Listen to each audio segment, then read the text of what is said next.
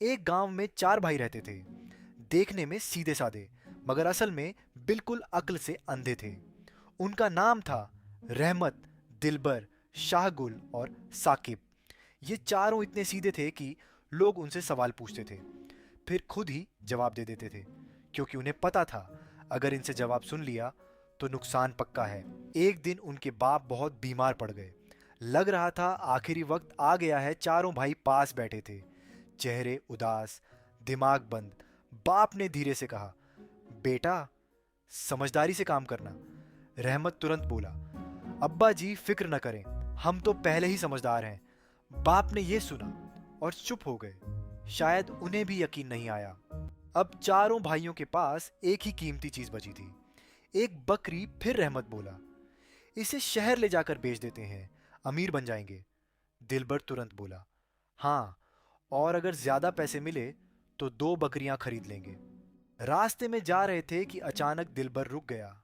जमीन की तरफ देखकर बोला, ये क्या चीज है भाई? रहमत गौर से देखकर बोला, लगता है कोई बड़ा जानवर यहां से गुजरा है। शाहगुल तुरंत बोला, हाँ, और ये उसके जूते का निशान है। चारों उसी बात पर बहस में लग गए। उधर पीछे से एक चोर आया, धीरे से रस्सी खोली और बकरी लेकर निकल गया। चारों ने नीचे देखा, रस्सी पड़ी थी, बकरी गायब। दिलबर बोला, भाई, बकरी ने नौकरी छोड़ दी लगता है। रहमत बोला, नहीं, वो खुद ही घूमने गई है। शाहगुल पेड़ को देखकर बोला, भाइयों, मुझे शक है इसी पेड़ ने हमारी बकरी उठाई है। रहमत बोला, क्यों? शाहगुल बोला, देखो कितना सीधा खड़ा है, पक्का कुछ छुपा रहा है। शाहगुल गुस्से में आकर पेड़ को हिलाने लगा, निकाल हमारी बकरी। पेड़ हिला, पत्ते गिरे, मगर बकरी नहीं मिली। साकिब आराम से बोला, भाई, छोड़ दो, लगता है बकरी इसके पास नहीं है। फिर रास्ते में एक आदमी आता नजर आया। चारों भाई तुरंत उसके पीछे दौड़े और उसे पकड़ लिया। रहमत बोला, रुक जा, हमारी बकरी निकाल। आदमी घबरा कर बोला, मैंने कुछ नहीं किया। दिलबर बोला, हाँ हाँ, चोर कभी खुद नहीं मानता। शाहगुल बोला, और तुम तो वैसे भी शकी लग रहे हो। आदमी हैरान होकर बोला, मैं तो बस सांस ले रहा था। साकिब बोला, देखा, सांस भी चोरी वाली ले रहा है। फिर अचानक एक घोड़ा सवार नजर आया। रहमत घबरा कर बोला, ओए, पुलिस आ गई, भागो।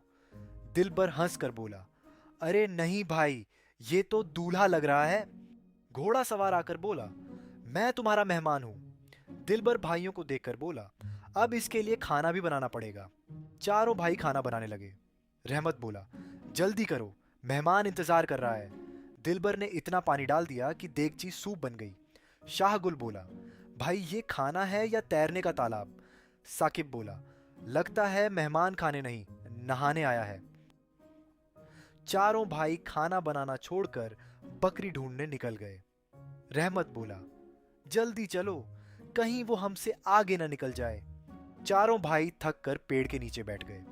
रहमत बोला, यार, बकरी वाकई गुम हो गई। दिलबर बोला, हाँ, और हम उसे बेचकर अमीर बनने वाले थे। शाहगुल बोला, चलो, कम से कम अब हमें उसे खिलाना तो नहीं पड़ेगा। साकिब हंसते हुए बोला, हाँ, अब लगता है अमीर बनने का प्लान भी बकरी के साथ ही चला गया। चारों भाई पेड़ के नीचे से उठे और चुपचाप चल पड़े। रहमत बोला, हमें अपनी गलती समझ आ गई। दिलबर बोला, हाँ, हम आपस में ही उलझे रहे और बकरी हाथ से निकल गई। शाहगुल बोला, अगर हम थोड़ा समझदारी से काम लेते। साकिब मुस्कुराकर बोला, तो आज बकरी भी होती।